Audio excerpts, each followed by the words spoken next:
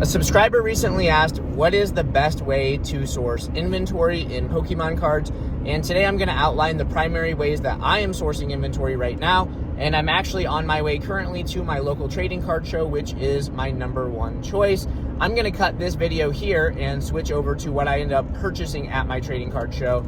And we will go over that together before I dive into my other sourcing options. Thank you all for watching. Be sure to hit the thumbs up and subscribe to the channel if you haven't already. All right, so done at the card show, done training after the card show, and now I'm going to show you what I was able to pick up. So I had high hopes this month that I would be able to grab somewhere between like $6,000 and $7,000 worth of cards at the show. Unfortunately, it did not work out that way for me this time around.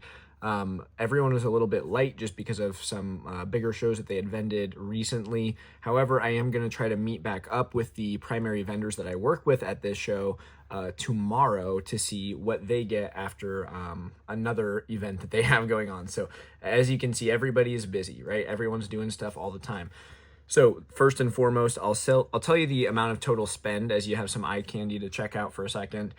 I was able to actually spend $2,520, meaning that the sticker prices you see here are not the exact amount that I was able to pay. Most of these cards I buy at a flat 90% from these people that I just have good relationships with. Like I've been spending thousands of dollars every month with them for many years. And so they're making money, I'm making money, we're both happy. And so the crux of this is enter situations where you can produce win-wins.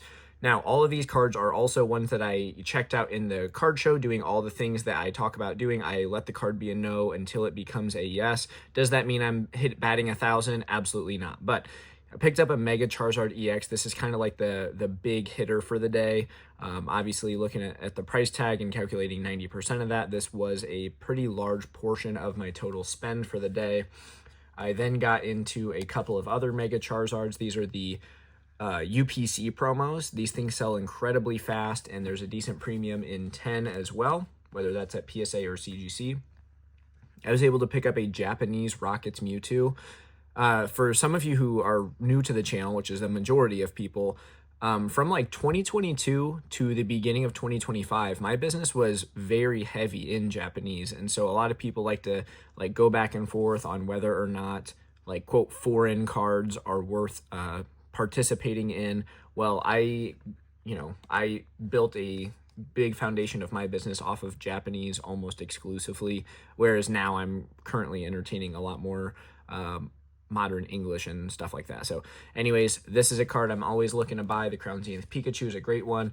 Mind you, none of the cards that I'm showing you today, I believe none of them are undervalued or overvalued. I think they're all appropriately valued for what they are, in demand for currently. And so I did not buy any of these cards that you're seeing today with the thought in mind that they'll go up, quote. The only thing that should cause them to go up, in my opinion, based on what I'm acting on, is their grades.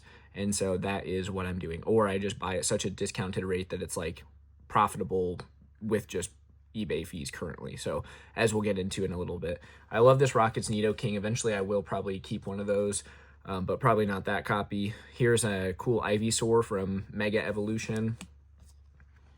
Picked this up, Rowlet and Alolan Exeggutor, and this is a great example of what I'm talking about. So you guys can see some sticker residue back here. This is from some vendors that I work with super often, again, have a long-standing history of doing business with them. This Rowlet and Alolan Exeggutor card, they quite candidly shared with me that they were able to purchase this for 90 bucks. I did not say, oh, well, then sell it to me for 95. No. I paid like $115 for this card. And that's fine. They made $25 off of me on this card. But you know what? If this grades a PSA 10, I'm going to make a bunch of money too. And that doesn't upset them that they're quote, leaving money on the table. They just got an instant $25. They bought that card like a couple days ago and immediately turned it into a $25, pad in their pocket, right? And so that's the type of situation that we need to be realizing. And that's people who only sell on places like Facebook because they think they can get 100% market price or whatever. It's that is an inferior way of doing business. I'm taking a look at this one, and the centering was not speaking to me properly at the time.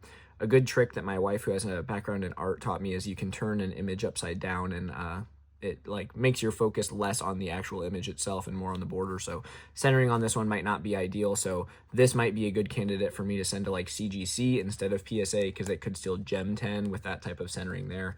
Another bread and butter card. This one is too. I try to pick these up as often and in as much abundance as possible. But anyway, back to my rant. It's like a lot of people get too caught up in the fact that like fees exist and stuff. It's like you have to be okay with the fact that other people have the ability to make money off of the things that you're making money on.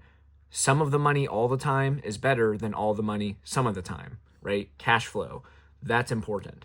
And so I guess like a big, you want to be conservative with like your estimations and expectations for any given like item or like decision, but it doesn't mean that you have to be greedy to the point where no one wants to work with you. Like if you're not a good person to do business with, people won't do business with you.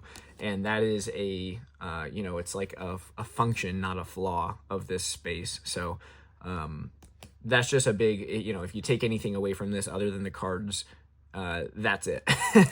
And again, I'm not showing you these cards because I think they're undervalued. The whole point of this is these are the cards that I valued at what they're selling for right now, and I was able to make deals based on like condition and relationships that will enable me to make money in the ideal situation, right? So, and again, it's just a matter of like batting above a 50% rate, which is not ultimately that hard to do. So these are the cards I picked up. This is from a local card show. You could be doing something like this as well, given that you are a person who's good to work with, a person who can be reasonable, a person who has the money, and a person who has an eye and, the discipline to not pick up suboptimal items. What you'll notice is none of these Pokemon are like unpopular. They're all popular species. They're all high rarity cards, because those are the things that sell well. And the like most questionable, like Rowlet and Alolan Executor, Nidoking, Kyurem. Obviously, like these types of cards have, these types of species, Kyurem and Zekrom and stuff, have been really popular here recently. But it's like all of those cards are popular species that have, a chance at a PSA 10. And so that's what I'm doing. Now I'll show you another couple of cards. I just picked these up from the post office today, and it's like, Drew, what did you just do? Well, this is from a person who I've done business with in the past on Facebook. I don't remember like which group or whether it was Marketplace or whatever, but this is a person who I've done deals with in the past, and they reached out to me basically just saying like, hey, I've got some cards I want to get rid of. Are you interested in them? And I was like, hey, like usually I don't buy like a PSA 8, for example, but if you want to sell them at like, I forget, 75 or 80%, I can cash you out or whatever. And the dude just needed the money. And so I had the money. He got the money. I got the cards. And at 75%, I can clip a clean, 9% gain on these just by selling them on my eBay store based on the math that I did in yesterday's video. So even though it's not a ton of money, it is money that I didn't have previously. So again, this is a situation where like establishing a relationship, reliably having the money, and being a person who's easy to do business with, that is how you actually like secure sourcing opportunities for yourself in attempts to grow your business. It's not like you have some like back alley honey hole where you're just like getting all the good stuff all the time that nobody else has access to. To some extent, card shows can be like that because there are cards that are often not listed online, and so the competition that you face is reduced to only the other patrons of the card show. However, these were in front of, dozens of people before I set foot there, even though I got to the show really early, before it even began, right? There's still other vendors who know that, oh man, some dude checks out this table before the card show, I better try to beat him there. People do that, and it's fine. And even though they do that, I still found a stack of cards that I'm able to sell for a profit. Even though that dude could have listed these cards on Facebook, he knew that I'm a person who reliably has payment ready and is easy to transact with. And so I just shot him an offer. He accepted the offer because it aligned with his goals and expectations and needs. And that's just how it works. None of this is mysticism. None of this is magic. It is just mathematics and people skills. And what I'll leave you with today is a good quote that I didn't come up with, but it is, people will take you places that money can't. Think about it. Thank you all for watching, and I'll see you on the next one.